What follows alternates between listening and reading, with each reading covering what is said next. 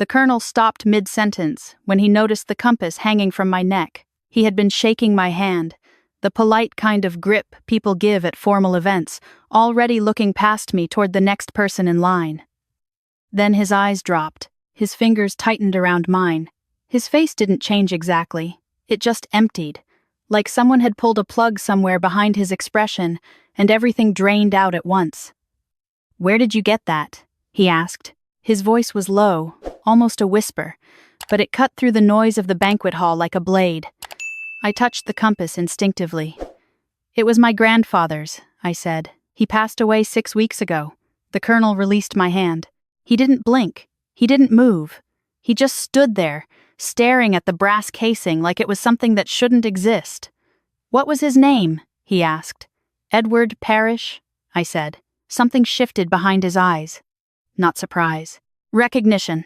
We need to speak," he said quietly. "Not here."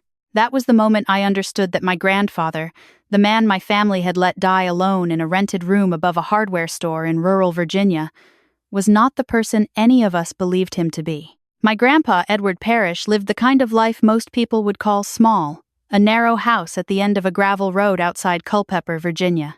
No wife, not anymore. No career anyone talked about. He drove a truck older than me, and wore the same 3 flannel shirts on rotation until the elbows wore through. He had a workshop behind the house, where he repaired small engines for neighbors. Lawn mowers mostly. Sometimes a chainsaw. He never charged much. Sometimes he didn't charge at all. My parents treated him like furniture. Not with cruelty exactly, more like indifference. He was just there, the way a fence post is there. You notice it when it falls over, but you never really look at it. My father called him the old man, even to his face. Not affectionately.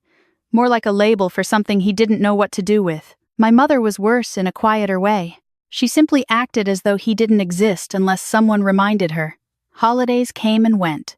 Grandpa wasn't invited. Birthdays passed. No one called. When I'd bring him up, my mother would sigh and say, "He likes being alone, Rachel. That's just who he is." I never believed that. When I was 12, I started visiting him on my own. I'd ride my bike down the gravel road after school and sit in his workshop while he worked. He didn't talk much. He'd hum old songs I didn't recognize and hand me tools without explaining what they were for. Sometimes, he'd make us both coffee, black, no sugar, even though I was too young to like it. I drank it anyway because he did. One afternoon, I asked him what he did before he fixed engines. He wiped his hands on a rag and looked at me for a long time. "I traveled," he said. "To where?" "Places that needed help." That was all. He smiled and went back to work. I didn't push. Something about the way he said it told me the conversation was over. I joined the Air Force at 19. Grandpa was the only one who didn't try to talk me out of it. He drove his old truck to the bus station and stood there with his hands in his pockets while my parents argued about whether I was making a mistake. When it was time to go, he hugged me once, hard, and said, "Trust your training. Trust your gut. Come home." That was the longest sentence he'd spoken to me in months. I was stationed in South Carolina when the call came. Not from my parents. From a woman named Dorothy, who lived 2 doors down from Grandpa. She said he had collapsed in his kitchen. She found him on the floor when she came to return a casserole dish. The ambulance took him to the county hospital.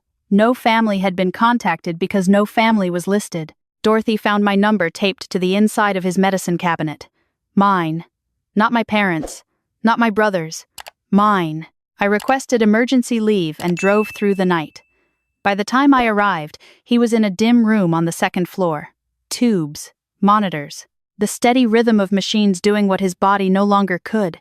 He opened his eyes when I sat down beside him. "You came," he said. Of course I came. He smiled, but it was thin. "You're a good kid, Rachel. Don't talk like that," I said. "Like what? Like you're saying goodbye." He closed his eyes, just telling the truth while I still can. I called my parents from the hospital hallway. My father answered on the 4th ring. "Grandpa's in the hospital," I said. "It's serious." There was a pause. "Well," he said. "How serious?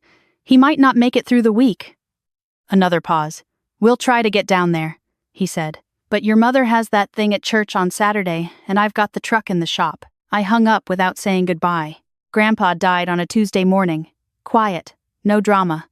The monitor flatlined and a nurse came in and turned it off. I was holding his hand. It was still warm. My parents didn't come. My brother Kyle sent a text that said, "That's rough. Let me know about arrangements." I made the arrangements myself. A small funeral at the church on Route 15. The pastor didn't know him well but said kind things anyway. Dorothy came. A man from the hardware store came. An elderly woman I didn't recognize sat in the back row and left before I could speak to her. 7 people total, including me and the pastor. My father called afterward. "Sorry we couldn't make it," he said. "How much did the funeral cost?" I didn't answer the question. "There's the house to deal with," he continued. "We should sell it fast before property taxes eat us alive." That was the first time I felt real anger. Not the sharp kind, the slow kind, the kind that sits in your chest and doesn't leave. I went to Grandpa's house the next day to begin sorting through his things. Most of it was ordinary. Old newspapers, a collection of worn paperback westerns, tools organized with a precision that surprised me, cans of motor oil lined up by weight. In his bedroom closet, behind a row of faded jackets, I found a wooden box. It wasn't locked. Inside, wrapped in a piece of soft cloth, was the compass. It was brass, heavier than it looked, with a hinged lid that clicked open with a satisfying snap. The face was normal enough, a white dial, cardinal directions, a needle that still pointed north. But on the inside of the lid, there was a symbol, not a brand, not a serial number, a small engraved marking I didn't recognize, almost like a letter from an alphabet that didn't exist. I remembered seeing the compass when I was young. He wore it on a leather cord around his neck, tucked inside his shirt. I asked him about it once. "What's that?" I said, pointing at the cord. "Keeps me pointed in the right direction," he said. I thought he was being poetic. Now I wasn't sure. I kept it. I put it on the same cord and wore it under my uniform when I returned to base. Not because I understood it. Because it was his. My parents sold the house 3 weeks later. My father handled everything by phone. "Got a decent offer," he told me. "Considering the condition. Did you check if there was anything else of his worth keeping?" I asked. "Rachel," he said, with the tone he always used when he thought I was being sentimental. It was a house full of junk. There was nothing there. 3 months later, I was invited to a military appreciation dinner at a hotel in Arlington. One of those formal events with flag displays and retired officers giving speeches about duty and sacrifice. I went because my commanding officer asked me to. I wore dress blues and the compass under my collar, the cord barely visible. The evening was routine. Handshakes, small talk, plates of chicken and vegetables nobody really ate. Then I was introduced to Colonel Marcus Webb, retired, a tall man with silver hair and a jaw that looked like it had been carved from granite. He shook my hand, started to say something polite, and then he saw the cord. His eyes followed it to where the compass rested against my chest. His grip tightened. "Where did you get that?" he asked. I told him. His face went pale, and that was how my grandfather's silence began to break. The colonel didn't say much else that evening. He asked for my full name, my unit, and my grandfather's name. He wrote everything on the back of a business card with a pen that shook slightly in his hand. "I'll be in touch," he said. Then he walked away and didn't look back. I drove home, replaying the moment over and over. The way his eyes locked onto the compass, the way his voice dropped, the way he looked at me like I was carrying something dangerous without knowing it. I called my mother the next morning. "Do you remember Grandpa's compass?" I asked. "Vaguely," she said. "The brass thing?" "Yes. A colonel at a military dinner recognized it. He reacted like it meant something." She laughed softly. "Your grandfather liked to collect old military junk. It probably just reminded him of something." "This wasn't like that, Mom." This man went white. "Rachel, honey, your grandfather was a mechanic. He fixed lawn mowers. Whatever that compass is, it's just an old trinket. He was in the army," I said. "He served." "Yes, briefly," she replied. "Decades ago, in some support unit that nobody remembers. He didn't do anything remarkable." "How do you know that?" "Because he never said otherwise." I sat with that for a moment. "Maybe he couldn't," I said. "Now you sound like him," she said, always hinting at things that weren't there. "Focus on your own career, Rachel." I hung up, feeling the same cold frustration that I imagined Grandpa must have carried for years. My father's reaction was sharper. "Why are you digging into this?" he asked. "Because something doesn't add up," I said. "Your grandfather was a simple man," he said. "He lived a simple life. End of story. He died alone, Dad." Silence. "That was his choice," he said finally. "Was it?" I asked. "Or was it ours?" He didn't answer. I started asking questions. Not through official channels, just carefully. The way you pull at a thread when you're not sure what it's attached to. I reached out to a retired Army intelligence officer I'd met during a training exercise. I described the compass and the symbol inside the lid. There was a long pause on the phone. "Can you send me a photo?" he asked. I did. Another pause, longer this time. "Where did you say you got this?" "My grandfather. Edward Parrish, Army veteran, served in the 70s and 80s. "Rachel," he said slowly, "that marking isn't from a regular unit." "What do you mean?" "I've seen something like it once. In a briefing I wasn't supposed to remember." "What does it mean?" He hesitated. "It means the person who carried it operated in places that don't appear on any map we'd recognize, and did things that were never written down." I barely slept that night. I kept turning the compass over in my hands, studying the symbol under the lamp on my desk. It wasn't decorative. It was deliberate. Functional. Like a key to a door I couldn't see. I went back to Grandpa's things, the few boxes I'd managed to save before my parents sold everything. In the bottom of one box, beneath old receipts and a broken watch, I found a folded letter in his handwriting. It wasn't sealed. It was just there, waiting. "Rachel, if you're reading this, I'm gone. And if you found the compass, then you looked harder than anyone else would have. There are things about my life I was never permitted to explain. Not to your father. Not to anyone. That was the agreement I made, and I kept it. But I want you to know this. I never regretted what I did. I only regretted what it took from the people around me. If someone important ever asks about the compass, tell them the truth. It was mine. I trusted you with it. That will be enough." I read it 3 times. Then I sat there in the dark and cried for the first time since his funeral. A week later, I received an email. No subject line. "This is Colonel Marcus Webb. I would like to meet with you regarding your grandfather. Please contact my office at your earliest convenience." I didn't tell my parents. I drove to the address, a modest building near a veterans center in Northern Virginia. Not a base. Not a government facility. Just a quiet office with an American flag in the window and a receptionist who knew my name before I said it. The colonel was waiting in a small room. No medals on the walls. No photographs. Just 2 chairs, a desk, and a glass of water. "I owe you an apology," he said, "for how I reacted at the dinner." "You recognized the compass," I said. "Yes. What is it?" He studied me for a moment. "It's not a decoration," he said. "It's not a souvenir." "Then what?" "A field marker," he replied, "issued to individuals who were part of a specific operational program. One that doesn't exist in any official history." My heart beat harder. "My grandfather was part of this program? For over 15 years, the colonel said. "What did he do?" The colonel leaned back in his chair. "Your grandfather was an extraction specialist," he said. "He operated in denied territories, areas where the United States officially had no presence. His job was to locate and retrieve intelligence assets whose covers had been compromised, people who would have been killed if they weren't pulled out." "He saved people," I said. "He saved many people," the colonel replied. "And because of how he did it, none of it was ever recorded. No after-action reports, no commendations, no file with his name on it. So he was erased. By design," the colonel said. "That was the condition. Total deniability. If he succeeded, nothing happened. If he failed, nothing happened either." I looked down at the compass. "Why did he keep this?" "Because it was the only proof he had that any of it was real," the colonel said. "Most operatives destroyed theirs. Your grandfather held on to his." "It reminds me who I am," I whispered, repeating what he had told me years ago about the compass. The colonel nodded slowly. "That sounds like Ed. My family treated him like he was nothing," I said. My voice was steady, but something underneath it was shaking. "They let him die in a room above a hardware store with no one but a neighbor to call for help."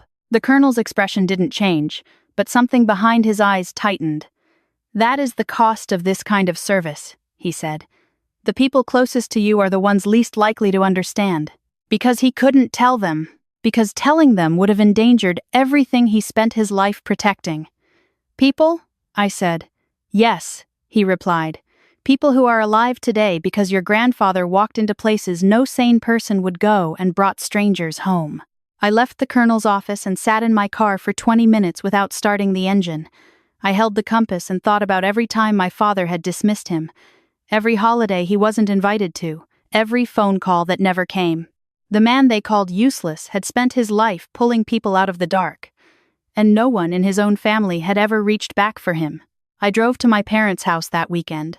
I didn't plan what I would say. I just knew I couldn't keep it inside anymore. My mother was in the kitchen.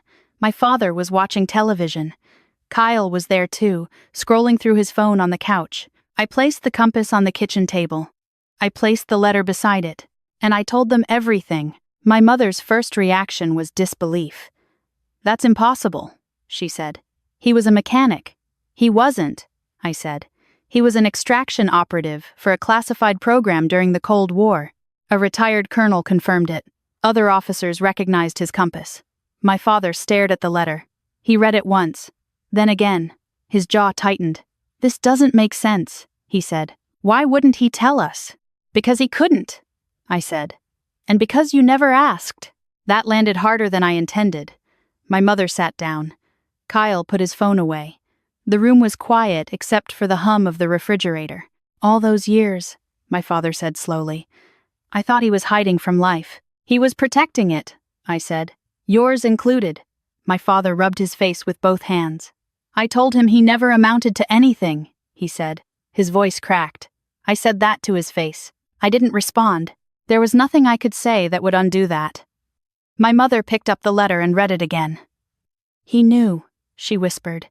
"He knew we'd never understand, and he accepted it." "He didn't accept it," I said. "He endured it. There's a difference." Kyle spoke for the first time. "He asked me to help him fix his truck last spring," he said quietly. "I told him I was busy." He paused. "I wasn't busy. Nobody said anything for a long time." "I want to make this right," my father said. "You can't," I told him. "He's gone. Then I want to try anyway." So we did something. Not grand. Not public. We went back to Culpeper. We visited the cemetery where Grandpa was buried, the small plot I had picked out alone. The temporary marker was still there because no one had replaced it. My father stood in front of it and didn't speak for a long time. Then he said, "I measured everyone by what they showed the world, and I missed the most important person in my own family." We ordered a proper headstone. Simple. His name, his years, and the words, "He brought people home." We started visiting the Veterans Center in town. My parents sat with old men and listened to their stories. Not dramatic ones, just human ones. About loneliness, about silence, about what it means to serve and never be seen. My father volunteered to drive veterans to medical appointments. My mother organized a meal program. Kyle started showing up on weekends. It didn't fix anything. Grandpa was still gone. The years of neglect couldn't be unneglected. But something shifted. The way we talked changed. The way we listened changed. We stopped measuring people by what was visible and started paying attention to what wasn't. A month later, Colonel Webb sent me a package. Inside was a thin folder and a handwritten note. "These have been declassified. I thought you should have them." The folder contained fragments, redacted pages, blacked out names, but enough remained to see the shape of what Grandpa had done. Operations in Eastern Europe, extractions from behind the Iron Curtain, a repeated designation next to his code name, and a single line from an internal assessment that made my throat close. Operative Parrish is directly responsible for the successful recovery of 14 intelligence assets over a 7-year period. His willingness to accept personal risk without recognition is unmatched in this program's history. 14 people, 14 lives, and he never said a word. I sat in my apartment that night with the folder on my lap and the compass around my neck and finally understood the full weight of what my grandfather had carried. Not just the missions, not just the secrecy, but the loneliness of being extraordinary in a world that only valued what it could see. He didn't die forgotten because he was forgettable. He died forgotten because he refused to prove himself to people who should have believed in him without proof. The last time I visited his grave, I went alone. Early morning, fog on the grass, birds starting up in the trees along the fence line. I knelt beside the new headstone and placed the compass against the stone. Not forever, just for a moment, to let it rest where it belonged. "I see you now," I said. "I'm sorry it took so long." The fog thinned. The birds kept singing, and I stayed there longer than I planned, not because I was sad, but because for the first time, it didn't feel like visiting a grave. It felt like sitting on his porch again, drinking black coffee, saying nothing, needing nothing but each other's company. I still wear the compass, not as a secret, not as a mystery, as a reminder to look at the people around me, really look, especially the quiet ones, the ones who don't interrupt, the ones who sit at the edges of rooms, the ones who help without announcing it and leave without asking for thanks. Because the world is full of people like my grandfather, men and women who carry weight no one sees, who serve in silence and live without applause, who give everything and ask for nothing, and too often, they are overlooked, not because they are small, but because they are humble. My family learned that lesson too late for Grandpa, but not too late for ourselves. We talk differently now.